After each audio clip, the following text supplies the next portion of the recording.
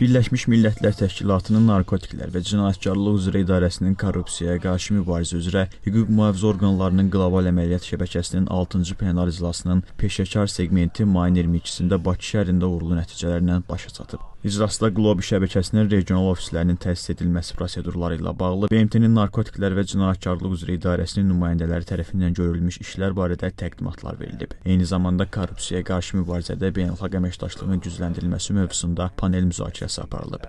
Paneldə Küveyt dövləti və BMT-nin Narkotiklər və Cinayətkarlıq üzrə İdarəsinin nümayəndələri çıxış edərək beynəlxalq əməkdaşlığın əhəmiyyəti və şəbəkənin potensialını vurğulayıblar. Tədbirin bağlanış mərasimində Azərbaycan Respublikasının Baş prokurorunun müavini Nazim Rəcəbov çıxış edərək Qlobi şəbəkəsinin korrupsiyaya qarşı mübarizədə beynəlxalq əməkdaşlığın gücləndirilməsi üçün çox vacib bir platforma olduğunu bildirib. Bağlanış mərasimində 6-cı plenar iclasının nəticələri elan olunub. Bildirilib ki, Qlobi şəbəkəsinin 7-ci plenar iclasının Rumuniyada, 8-ci plenar iclasının isə Birləşmiş Ərəb Əmirliklərində keçirilməsi barədə qərar qəbul olunub.